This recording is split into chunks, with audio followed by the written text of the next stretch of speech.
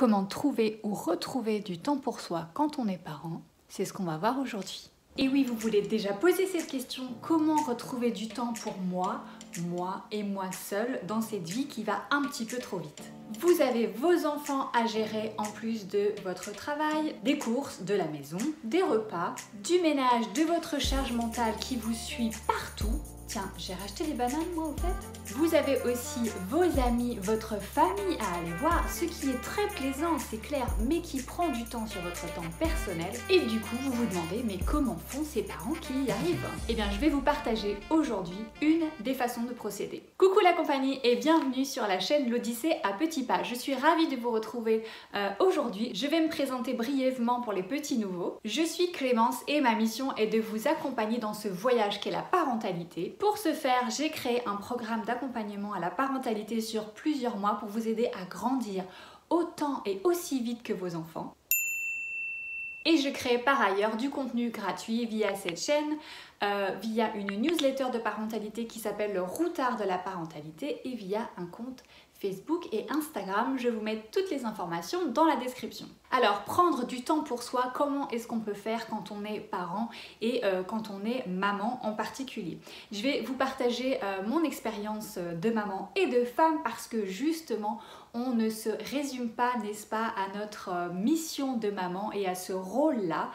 Souvenez-vous, nous étions, avant d'être des parents, des êtres humains à part entière qui vivaient pour eux et pour eux seuls. Mais si, souvenez-vous, c'était tellement cool cette période quand même. Bon, et quand on devient parent, si on ne se méfie pas, la vie prend le pouvoir sur notre emploi du temps et remplit toutes les petites cases disponibles en faisant passer le créneau temps pour soi tout en bas de la liste des priorités. Je vais donc vous inviter à revoir cette copie et à remonter cette petite ligne temps pour soi, temps personnel, beaucoup plus haut dans la liste des priorités, voire tout en haut. Ah, ça vous embauche un coin là, hein? Et surtout, mais comment on fait? Moi j'ai 3 enfants. Plus mon mari, tu peux considérer que ça me fait 4 enfants, donc je ne vois vraiment pas où je peux trouver du temps, parce que j'ai déjà cherché en fait, et il n'y en a pas, il n'y a pas de temps, il ne reste pas de temps pour moi.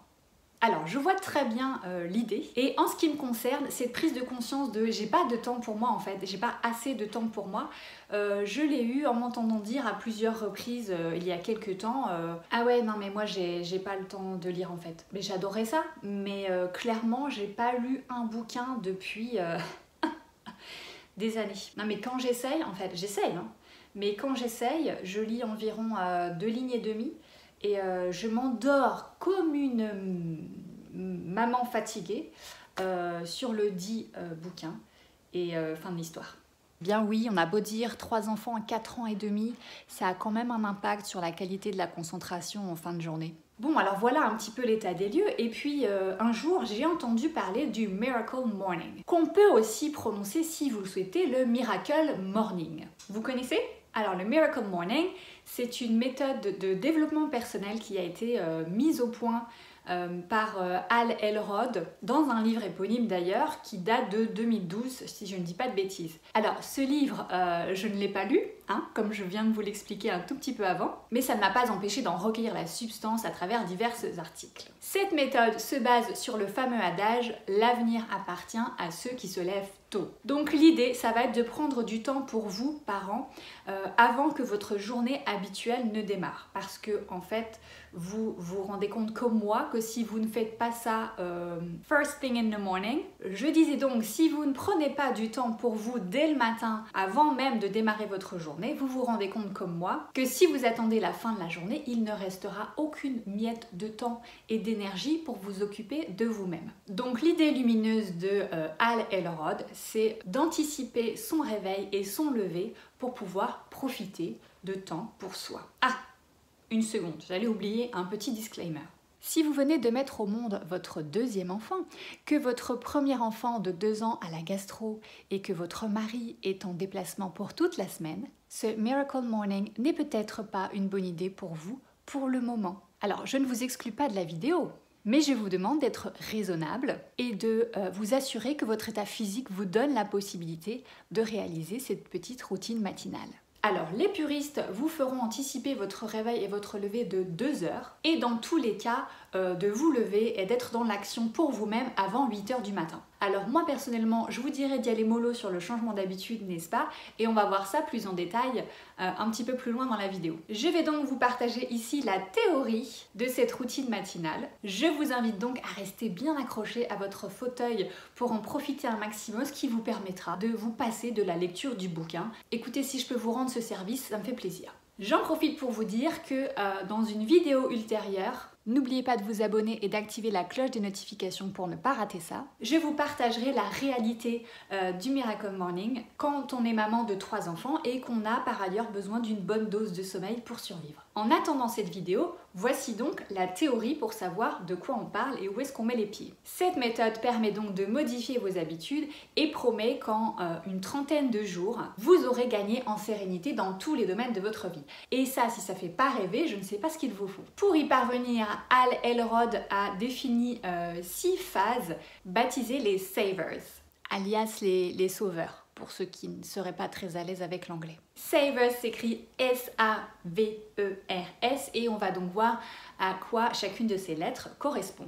Le S comme silence. Pendant 5 à 10 minutes, l'auteur de cette méthode vous invite à pratiquer de la méditation, du yoga, un temps de respiration, de sophrologie, quelque chose qui va vous permettre d'apprécier le silence de votre maison encore endormie. Le A comme affirmation. Pendant 5 minutes, on vous invite à réciter en quelque sorte des affirmations positives qui vont vous permettre de booster votre confiance en vous parmi d'autres choses en fonction des objectifs que vous vous êtes fixés et en fonction des affirmations que vous aurez choisies. La troisième lettre est le V, V comme visualisation. Pendant 5 minutes, le but est de visualiser vos objectifs comme s'ils étaient atteints et d'en savourer la sensation. Le E correspondra ensuite à exercice physique. Pendant 20 minutes, Hal Elrod vous propose de faire du sport, de la natation, du vélo, de la marche, de la corde à sauter, ce qui vous plaît, ce que vous pouvez faire, afin de mettre votre corps en mouvement et de prendre soin de vous physiquement. Perso, j'ai pas de piscine à la maison, du coup je passe mon tour pour la natation. Le R comme reading, c'est-à-dire un petit peu de lecture pendant une dizaine de minutes, prendre le temps dès le matin de lire des choses qui vous font plaisir. Alors ça peut être des choses de développement personnel comme le dit Hal Elrod ou tout simplement en fait une lecture qui vous fait plaisir. Et enfin, S comme scribing, c'est-à-dire de l'écriture pendant 10 minutes. Alors l'idée est de tenir un journal, mais pas un journal intime, alors sauf si vous en avez envie, mais là l'idée c'est de coucher sur papier tout ce qui vous passe par la tête le matin, toutes les idées, tous les trucs qui vous viennent, parce que vous voyez bien de quoi je parle, on a toujours une idée qui pousse l'autre. L'idée c'est au réveil de laisser courir son stylo sur le papier et écrire tout ce qui vous vient dans la tête, comme ça vient, même si ça n'a ni queue ni tête, même si ça n'a pas de lien, les choses n'ont pas de lien les unes avec les autres. Justement, l'idée c'est en quelque sorte de vider son sac et même de ne pas le relire en fait. C'est juste de vider son esprit et ensuite de poser ça et d'attaquer votre journée avec l'esprit plus clair, plus libre et libéré. Alors voilà pour la théorie des savers, donc des différentes étapes que l'auteur de cette méthode nous donne pour booster notre estime de nous, notre bien-être et pour ne pas démarrer la journée du mauvais pied, puisque une fois que vous aurez pris cette heure pour vous, vous serez moins frustré, plus satisfait parce que vous vous serez fait passer en premier.